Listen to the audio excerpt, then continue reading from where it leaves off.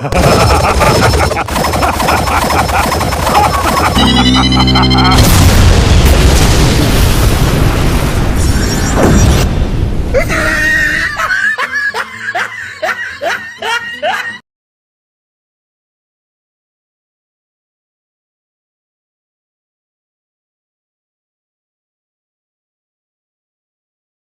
everyone, I'm Geek Freak and welcome to the video. Today I want to talk about villains that was in the original Dragon Ball movies that has the potential of coming back in the main series and being canon. Now, we all know about Broly. Akira Toriyama is remaking Broly, and we all know about the new Dragon Ball Super movie with Broly in it. And also, yeah, I've also been spoilt by Geekdom's spoilers. I even told myself that I wouldn't listen to the spoilers, but I just couldn't help myself, and yeah, I basically know everything that's going to happen in the movie. I swear, it was like looking at a piece of chocolate cake and can't resist to try and eat the thing. So yeah, I ended up spoiling myself anyways. But I'm not going to spoil it here, so if you guys want to go and watch that video, please do. It will contain all the spoilers of what's going to happen in the new Dragon Ball Super movie, Broly. But we're not here to talk about that, we're here to talk about villains that has the potential of being canon in the main series. Now I know some people are going to say, yeah, but I want to see some original characters too. I don't want all the movie baddies and game baddies canon. Yeah, I know some of you are going to say, and you know what, I agree. I want to see some original characters too. But here's the thing, I genuinely do believe that the movie villains have the potential of being good enemies to Goku in the main series. Now I'm not talking about Garlic Jr. or Lord Slug or Turles from the Tree of Might or Android 13, etc. So you guys know what I'm talking about. But a few of those movie villains do have potential. I like the ideas from the original movies, which is why I decided to make this video about them. And it's not just going to be the movies, it's also going to be in GT and one or two Dragon Ball Z games. And so without further ado, let's have a look at Harunagon. Yeah, sorry if I mispronounced that. Okay, despite this guy having no personality and very uninteresting, I genuinely do love the idea of a kaiju going up against the Z Warriors. Not only that, he also transformed from a skull demon to a freaking bug. I mean, the idea of a kaiju going up against the Z Warriors, I think, is actually a really good idea. I mean, most of the villains that the Z Warriors have gone up against has always been near enough the same size, or tiny. I mean, sure, if you want to count Ribrianne that goes into a giant form, but really, she isn't a kaiju. Harunagon is kind of like a kaiju. And even though there's nothing interesting about him, they could have like a 5-episode arc about him. Like I said, I just like the idea of a kaiju going up against the Z Warriors. And don't worry, Harunagon is at the bottom of my suggestions. The best one comes last, I promise. And so, on to the next one. Android 21. Okay, I'm not gonna lie, I actually think that Android 21 should be a flashback arc, where it takes place in between the Resurrection arc and the Goku Black arc. I think the main cast is way too powerful for Android 21 to take on. I like Android 21 because it's been hinted that maybe, just maybe, Android 21 is actually the mother of the deceased lookalike of Android 16. Well, that's what I gathered. And also, she's like Cell in a way. She has everybody's DNA inside of her, including Boo's. I swear, that Dragon Ball Z game should have been in the main timeline. I also like the design of Android 21, her human form and her Boo form. And so, let's get on to the ones I really want to talk about. This is going to be a top 3, and the first one is Cooler. I mean, come on guys, this is a no-brainer. Why doesn't Cooler be in the main timeline? Why isn't he canon? This is a good idea to have, and here's why. Now, do you guys remember in Dragon Ball Z, where Raditz said that they take over planets, and they sell them to the highest bidder? Well, Masako X said that Frieza is a land shark. He wasn't just there just to take over the universe, but he was also taking over planets in order to sell them. And here's the question, who is Frieza actually selling these planets to? And this got me thinking, what if one of the buyers is actually Cooler? Now obviously, Cooler is the older sibling. He's Frieza's older brother. Now, it is hinted that King Cold was supposed to be the most strongest being in the universe. And then he had Cooler and he had Frieza. Now, my guess is that King Cold knew there would be conflict between Frieza and Cooler for a higher position of power. King Cold knew that there would be conflict between the brothers, and so what he did was for him and Frieza to be on one side of the universe, and he would send Cooler on the other side of the universe. So that way, there would be no conflict between the brothers, and they would be conquering planets much more faster. Because remember guys, the universe is extremely big. I find it very doubtful that King Cold and Frieza would be able to go all the way around the universe and conquer planets. So in my opinion, I think that's actually a really good idea. Have Cooler be on one side of the universe, conquering planets, and Frieza and King Cole is on the other side of the universe, conquering planets. And so that way, there won't be any power struggle, and they would both share the universe. So that's where Cooler is. He's on the other side of the universe, whereas Frieza is on the other side of the universe. Anyways, Cooler could be much more powerful than a Super Saiyan 1 in his base form, because unlike Frieza, who didn't train a single day after when he was born, because in his own words, he said that he didn't need to train a day in his life because there was no need. And after when he came back to life, he started training for 4 months, and he's now on par with a Super Saiyan God Super Saiyan, which is implied to be a 50 times multiplier on top of Super Saiyan God. And yeah, I know it's ridiculous for him to just be that powerful within 4 months. But let's just say, for example, Cooler started training since the very day he was born to now. If it took Frieza to be on par with a Super Saiyan God Super Saiyan within 4 months, just imagine how powerful Cooler would be in his final form and his golden form. Let's just say, for example, Cooler decided to train all his life, perfecting his techniques, getting stronger, controlling his forms. Something Frieza didn't do all his life until Frieza came back to life. Not only does Cooler have a second form, but he has a golden form which he perfected, and maybe even a further form. But I won't get into that. We're just going to go with training all his life in a golden form, and perfecting all of his techniques and transformations. Now let's just say, for example, Goku actually won against Cooler in his golden form, with some difficulty of course, and he came back in his meta form. But this time, not only will he be in his meta form, he'll also be in his golden form, and he'll be in his final form. I actually like this idea that Cooler comes back in his golden form and in his final form, because even though Cooler came back in his meta form in his 4th form, I would have loved to have seen Meta Cooler in his 5th form instead of his 4th form. I think that would have been a lot more better than his 4th form. And also, not only will he be in his 5th form, he'll also have his golden form as well, in his meta form. So what we have here is a 5th form golden Meta Cooler. And the freaking best part of this is that he can bring up an army of 5th form golden Meta Coolers. And if you ask me, I actually think that this would be an excellent idea. Everybody loves Cooler, and everybody loves his 5th form, and everybody loves Golden Cooler, and people love Meta Cooler. So yeah, I want to see Cooler in his 5th form, and Golden form, and in his Meta Cooler form, all in one. So yeah, that's what I want to see. And so, on to the next one. The next one I want to see is Janemba. Okay, the reason why I want to see Janemba in the main series is because, well, he is a cool concept. He's one of the most strongest villains in the series. The way he's born is interesting, the fact that he can manipulate reality, he makes the dead come back to life, he screwed up everything in the afterlife, and the fact that it took a fusion to defeat him instead of Super Saiyan 3. That's insane. In the film series, Janemba is supposed to be the most powerful villain within the movie franchise, not the new ones but the old ones. Janemba is much more powerful than any villain that came after him, and if you ask me, I actually think that Janemba is one of the most unique villains in the series. Like I said, instead of going after the universe or going after Earth, he's going after the afterlife. He's putting the old balance of the universe out of whack. And this character was much more powerful than Broly, Hachiyak, Haragon. Yeah, I know I screwed that up. Anyways, I love the idea that Janemba was born from an exploding tank that contained the evil that was in souls.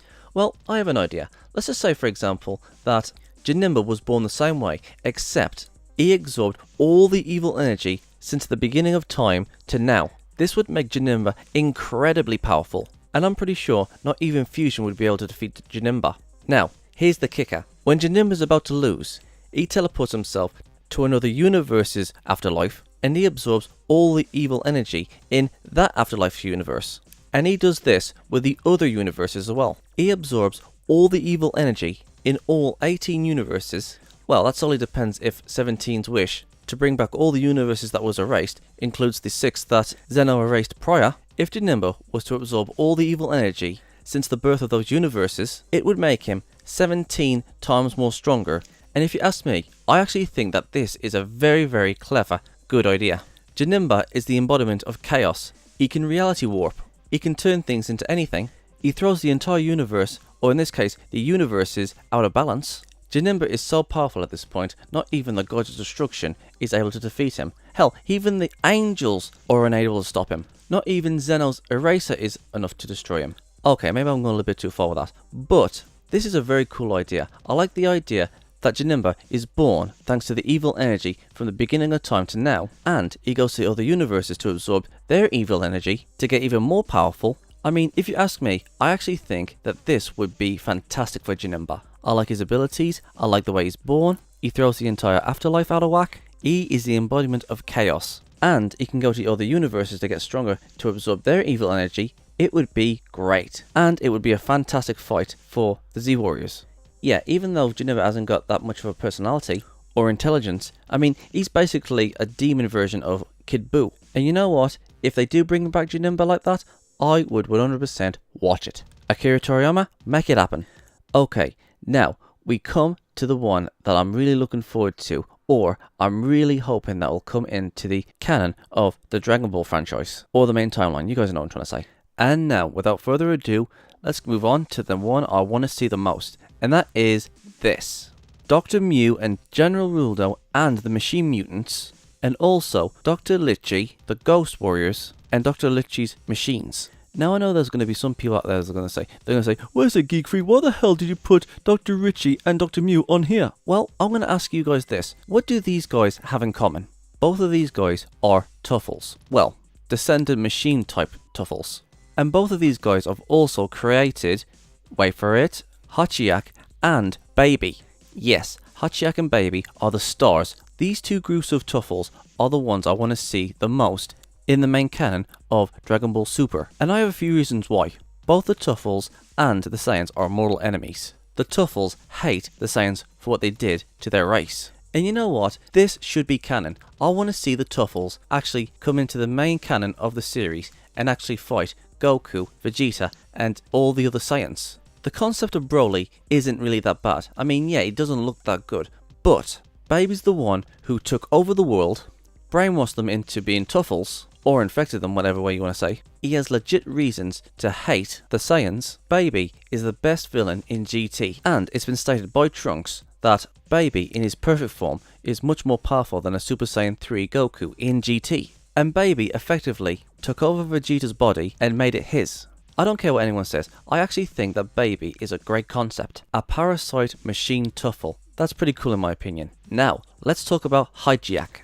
Hachiyak is the creation of Dr. Litchi, yeah, I'm sorry if I pronounced that wrong. And between him and Baby, yeah, Hachiyak doesn't have that much of a personality compared to Baby.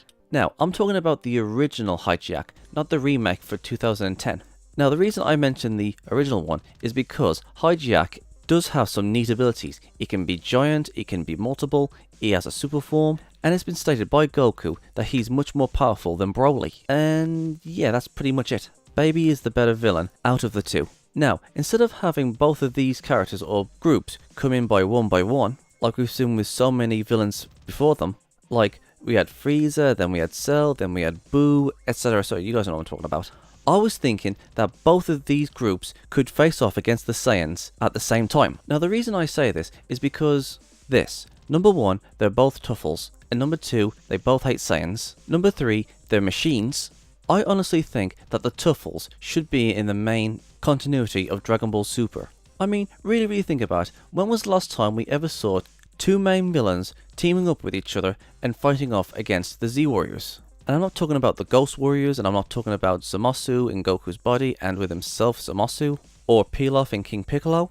I'm talking about two big bads that teams up to defeat their sworn mortal enemy. Both Hachiyak and Baby have a lot in common. They're basically kin at this point. And this is how I think it'll go. Dr. Mew, General Ruldo, the Machine Mutants, and Baby are on one side of the universe, brainwashing and infecting people, turning them into Tuffles, and Hachiyak is on the other side of the universe, not really doing much except doing some research on his machine. And then one day, they come across each other and decide to work together to revive the Tuffles, but before they could do that, they find out that there are still Saiyans in the universe. Dr. Mew goes after them, General Ruldo goes after them, the Machine Mutants goes after them, Dr. Ritchie goes after them, the Ghost Warriors goes after them. It's basically a Saiyan Tuffle war. And you thought the war was over. Tuffle versus Saiyan Part 2. And as many of you know, they go through the machines, they go through the Ghost Warriors, the Doctors, and finally they get to Hachiyak and Baby. These two are the only ones left. There's Perfect Form Baby, and then there's Hachiyak. And the Z Warriors are about to finish them off, until Baby did this. That's right, Baby took control of Hachiak. That is a freaking awesome combination and pure freaking genius. A Tuffle and Tuffle combination. Hachiak has loads of abilities and is very powerful. Baby Hachiak. Baby Hachiak can go into his super form, his multiple form, his giant form, like an Azoro except without the tail and basically not the monkey. I mean, just look at him. This is a perfect combination. Hachiak doesn't have any personality, but Baby does. The combination of Baby and Hachiak is perfect. One has personality and the other one has special abilities, and they're both very powerful. Combine them and you get Baby Hachi. This is genius. I love this idea. How can anybody say no to this? Baby has the power they need, and Vegeta can fight alongside Goku. It's the ultimate showdown between Saiyans and Tuffles, and this time it's for keeps. And there you have it, guys. It's mostly Cooler, Janemba, and Hachiak and Baby. In my personal opinion, I honestly think that these three characters, or four characters, Cooler, Janemba, Hachiak and Baby, should come back. And I think it should be like this: Cooler, Baby and Hachiak, and then Janemba. Janemba would be much more of a multiversal threat if he's going after all the negative energy in the multiverse. All four of these characters are cool, and I would love to see them in Dragon Ball Super. Now, I would have mentioned Bojack, but really, there's really nothing too interesting about him. Well, there you have it. Am I wrong? Do you think I'm right? What do you guys think? Would you guys like to see any of these villains come into Dragon Ball Super? If they're making Broly canon, then might as well make the other villains canon. And again, yes, of course, I want to see original characters. But I really think that these other characters, Cooler, Janemba, Baby, and Hachiak, are great concepts. Frieza's brother, Cooler, with a 5th golden form and a meta form, and has a freaking legion with him. Janemba that causes the entire afterlife to go into chaos, and is a reality warper, and he gets stronger with all the negative energy. And then there's the Tuffles, Hachiak, and Baby. Tuffles versus Saiyans. The war isn't over. For me, I actually think that these are great concepts, and I would love to see them in Dragon Ball Super. What do you guys think? Would you guys like to see these characters in Dragon Ball Super? Let me know in the comment sections below. I'm Geek Freak. Peace out. Thank you guys for watching, and if there's a series you want me to check out and review and give my thoughts on it, or if there's a top 10 list you want me to do, or any reactions or responses or rants on anything geeky, just leave links and comments in the comment sections below and I'll get to them as soon as I can. And if you guys want to follow me on my social medias, I'm on minds.com, Twitch, Dailymotion and Hatron, Reddit, BitChute, aka the new YouTube, DeviantArt, Discord, VidMe, Gab, Twitter, Tumblr, Patreon, GoFundMe, PayPal, and my other social medias are down there in the description box below, so if you want to go and check them out, please do. And don't forget to subscribe and share this video. And please go and check out my new skeptic channel, Gypsy Freak. It's also down there in the description box below. Peace out.